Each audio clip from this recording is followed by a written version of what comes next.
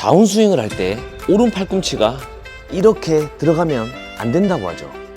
오른 팔꿈치가 안쪽으로 이렇게 스윙을 해야 한다고 표현합니다. 작년에 이어 올해도 전주훈련을 기획했습니다. 작년에 많은 분들께서 참석해 주셨고 또 만족하셨는데요. 올해도 모든 분들이 만족할 수 있고 실력이 향상될 수 있는 좋은 골프장과 레슨 프로그램을 만들었습니다. 자세한 사항은 밑에 고정 댓글이나 커뮤니티 게시판을 참고해 주세요. 안녕하세요, 김창호 프로입니다. 저는 중학교 2학년 때 골프를 처음 시작해서 33살까지 골프 선수로 성공하기 위해 꾸준히 대회를 나갔었어요. 20대 초반부터는 레슨을 병행하며 골프 선수의 꿈을 키워갔었죠. 그때 당시를 돌이켜보면 저는 항상 비거리가 고민이었어요. 380m 이상 되는 긴 파4홀에 오면 남들은 미드아이언을 칠 때 저는 롱아이언을 치다 보니 버디를 할 수 있는 확률보단 근근히 파7를 하기 급급했거든요. 그 당시 저의 드라이버는 220m에서 230m 정도 나갔었고 7번 아이언은 135m를 보고 쳤으니 경쟁력이 있는 선수가 되기에는 힘들겠더라고요. 그래서 20대 후반부터는 마지막이라 생각하고 거리를 늘리기 위해 웨이트 트레이닝을 병행했었죠. 헬스를 한 6개월 정도 하니까 아이언 거리가 한 10m는 더 멀리 가더군요. 근데 웃긴 건 드라이버 거리는 그대로인 거예요. 그때 깨달았죠. 아이언은 힘이 좋으면 그 힘으로 어느 정도 비거리를 보낼 수 있지만 드라이버는 스윙발이 있어야 한다는 걸 알겠더라고요. 지금껏 레슨을 해봐도 힘이 좋은 분들을 가르치면 기본 동작만 알려드려도 아이언 거리는 쉽게 멀리 보낼 수 있는데 그 아이언 거리에 비해서 드라이버 거리는 쉽게 멀리 가지 않더라고요. 아마 이 영상을 보는 본인이나 주변 지인분들 중에 이런 분들이 많이 있을 거예요. 결국 저는 이런 한계를 느끼고 더 이상은 생계도 이어가야 하다 보니 골프 선수로서의 삶을 포기하게 되었죠. 참 사람이 하나의 목표를 보고 달려오다 포기를 하게 되니까 골프의 흥미가 떨어지는 거예요. 그러다 문득 이런 생각이 들더군요. 내가 가장 잘하는 게 골프인데 골프 스윙에 대해서 한 번쯤은 연구를 해보자. 어차피 대회를 나갈 것도 아니니까 80타를 치든 90타를 치든 비거리가 멀리 갈 수 있는 동작으로 모든 걸 바꿔보자. 그렇게 10년 정도를 골프 동작에 대해서 공부를 하게 되었죠. 솔직히 저는 어느 누구보다도 골프 스윙은 기술보다 타이밍이라고 생각했던 사람이거든요. 그 10년 동안 정말 많은 시행착오를 겪으며 하나부터 열까지 모든 걸 다 바꿔봤어요. 진짜 비거리에 관한 별의별 동작을 내 몸에 전부 적용시켜봤죠. 그 결과 현재 드라이브 거리를 평균 250m 이상 치게 되었고 세게 치면 270m까지도 칠 수 있게 되었어요. 135m를 보내던 7번 아이언도 지금은 160m를 치고 있거든요. 오히려 젊었을 때보다도 지금 현재 비거리가 더 멀리 가게 되었죠. 참 아이러니하죠. 골프 스윙은 타이밍이 전부라고 생각했던 저의 젊은 시절의 생각은 틀린 거였어요. 비거리가 늘 수 있었던 저의 느낌을 동작으로 표현하면 크게 두 가지였어요. 제가 항상 강조하는 오른팔의 외회전으로 쓸 수 있는 힘과 왼쪽 옆구리 쪽 여기 강배근이 왼쪽 사이드로 빠져주는 체중의 힘이었어요. 다윗과 골리앗의 일화를 다들 아시죠? 이 외회전의 힘은 다윗이라는 소년이 골리앗이라는 거인 장수를 이길 때 썼던 돌팔매질과 비슷한데요. 이렇게 돌팔매질을 하듯 클럽의 원심력을 극대화시켜주는 동작이에요. 오른팔로 외회전을 해주면서 임팩트를 하면 강력하게 착 소리가 나는 게 들리시죠? 그런데 클럽을 이렇게 내려주고 임팩트를 하면 외회전을 이용했을 때보다 임팩트 소리가 약할 거예요. 여러분들이 직접 간단한 연습 도구로 테스트 해보시면 금방 알게 될 거예요. 그래서 저는 이 외회전의 힘을 이용하기 위해서 다운스윙을 시작할 때 오른 팔꿈치를 이렇게 안쪽으로 넣어주면서 시동을 걸거든요. 그런데 많이들 오해하시는 부분이 저의 오른팔 외회전 영상을 보고 레슨 받으러 오시는 분들을 보면 오른 팔꿈치를 오른쪽 옆구리 쪽에 붙여주는 게 오른팔 외회전이라고 착각하시는 분들이 많으시더라고요. 오른 팔꿈치를 이렇게 옆구리 쪽에 붙이려고 하면 왼쪽 어깨는 올라가게 되고 오른 팔꿈치의 간격이 너무 좁아져 외회전의 힘을 전혀 사용하지 못하게 돼요. 메이저리그 홈런 타자라 불리는 타격 천재 무키 베츠 선수를 다들 아시죠? 175cm의 작은 체형으로도 당당하게 홈런 타자가 될 수 있었던 이 선수의 타격 방법에서 배울 점이 많은데요. 다운스윙을 할 때 오른 팔꿈치가 이렇게 들어가면 안 된다고 하죠. 오른 팔꿈치가 안쪽으로 이렇게 스윙을 해야 한다고 표현합니다. 여기에서 유심히 봐야 할 게 오른 어깨에 왼팔을 얹어두고 있죠.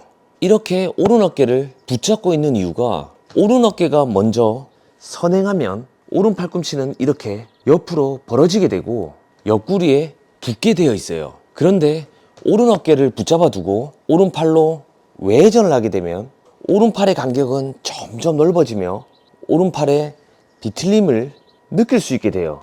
오른팔로만 이렇게 외회전을 하면서 다운스윙을 해보면 금방 느껴질 거예요. 외회전의 힘이 손실되지 않고 임팩트까지 전해지려면 오른 팔꿈치가 점점 펴져야 한다는 걸 느끼게 되거든요. 그런데 오른 팔꿈치를 옆구리에 붙이려고 하면 외회전이 되는 힘을 전혀 사용하지 못하게 된다는 걸 느끼게 돼요. 오른 팔꿈치가 점차적으로 펴지는 다운스윙을 할 줄 알면 두 가지 이점이 생겨요. 첫째로 외회전의 힘을 온전히 공에 전달할 수 있고, 두 번째로 오른 팔꿈치가 펴 있을수록 양쪽 어깨는 목표 방향으로 돌아가지 않게 되거든요.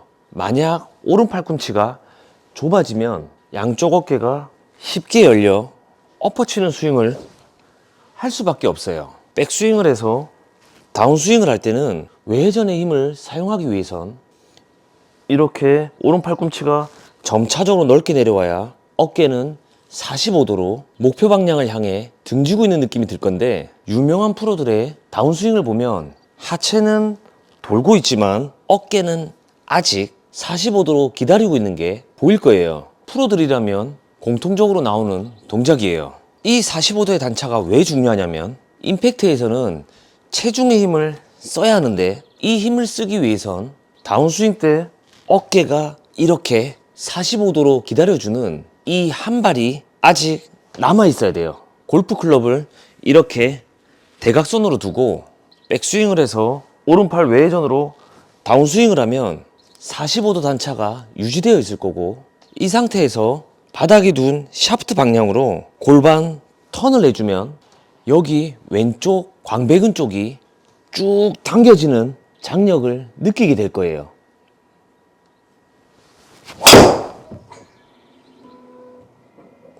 돌팔 매질을 할 때도 오른팔 외회전으로 만든 이 원심력을 그냥 놓아버린다면 외회전으로 만든 힘을 이용하지 못하고 이렇게 오른쪽으로만 날아갈 거예요. 외회전으로 만든 힘은 원심력 때문에 오른쪽으로 날아가려는 성질이 있을 거고, 여기에서 왼쪽 골반과 왼쪽 광배근을 회전해주면 내 몸의 운동 방향은 왼쪽으로 바뀌기 때문에 내가 목표했던 중간 방향으로 외회전의 힘과 체중의 힘을 동시에 실을 수 있을 거예요. 무키 베츠가 알려줬던 야구 스윙의 원리도 비슷해요. 오른쪽 어깨는 잡아주고 외회전을 이용해서 스윙을 할 때 왼쪽 골반과 왼쪽 광배근 쪽이 쭉 스트레치 되는 모션이 보일 거예요. 이렇게 외회전의 힘과 왼쪽 광배근이 늘어나는 장력을 이용하면 서로 반대로 작용하는 힘에 의해 클럽 스피드가 극대화되는 전율을 느끼게 될 거예요. 아마 이런 모션이겠죠.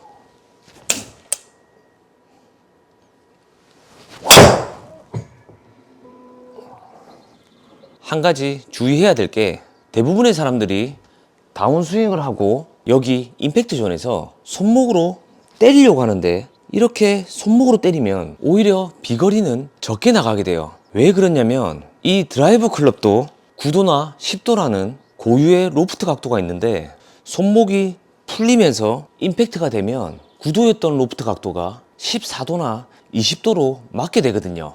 이런 현상을 손목이 스쿠핑 된다라고 하는데, 손목이 풀리면서 클럽 헤드가 빨리 나가게 되면 왼쪽 어깨가 들리면서 스파인 앵글이 무너지게 되어 방향 또한 지 마음대로 날아가게 될 거예요. 다운스윙을 할 때 오른팔 외회전을 하면 이 오른팔의 외회전으로 왼손등은 이렇게 봉긋하게 펴지게 될 것이고, 왼손등이 펴져 있는 양손의 손뭉치가 왼쪽 광배근과 연결이 되면 이렇게 안쪽으로 들어가는 스윙 레프트로 연결될 거예요. 양손의 손뭉치와 왼쪽 광배근으로 임팩트를 하려고 하면 이렇게 핸드포워드로 임팩트가 되는 걸 체감하게 될 거예요. 아마 이 동작을 따라해 보면 깎아치는 느낌이 들 건데, 다운스윙 때 오른팔 외회전으로 클럽 헤드는 내 몸 뒤쪽에 있기 때문에 왼쪽 광배근과 손뭉치가 세트로 빠져주면 나는 깎아치는 느낌이 들지만 클럽 헤드가 그리는 클럽 패스는 인투인 궤도로 되는 게 보일 거예요.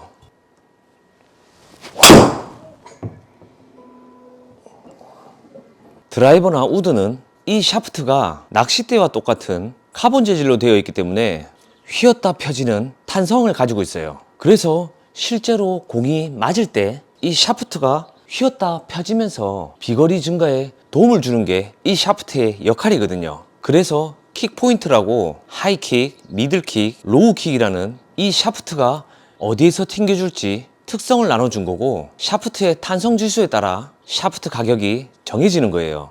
아무래도 비쌀수록 탄성 지수는 높겠죠.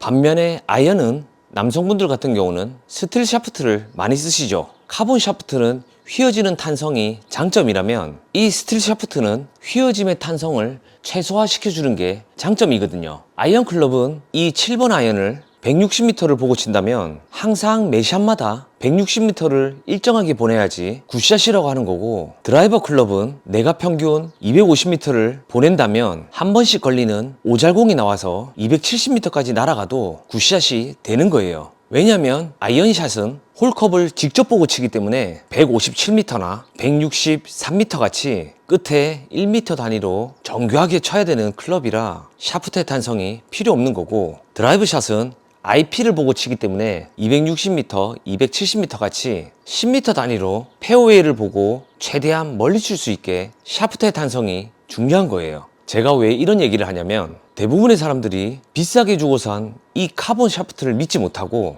이 샤프트가 해야 하는 역할을 내 손목으로 하려고 하거든요. 특히 왼손목의 외전은 임팩트 순간에 힘점 역할을 하는데, 이렇게 손목으로 때리려고 하면 왼손목이 꺾이면서 샤프트의 탄성을 전혀 이용하지 못하게 돼요. 왜냐하면 힘점이 되는 손목이 이렇게 팔랑팔랑 놀면 샤프트의 탄성은 일어나지 않거든요.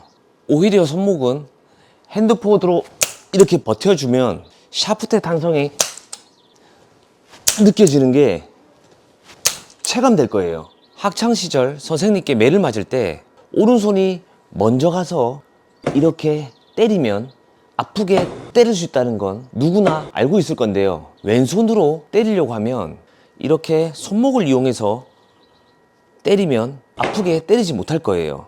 왼손등이 펴져 있는 상태에서 왼쪽 광배근과 함께 때려줘야지 아프게 때릴 수 있다는 건 한번 해보시면 금방 느낄 거예요. 그래서 프로들이 임팩트 모션을 표현할 때 왼팔로 이런 식의 표현을 자주 하는 거예요.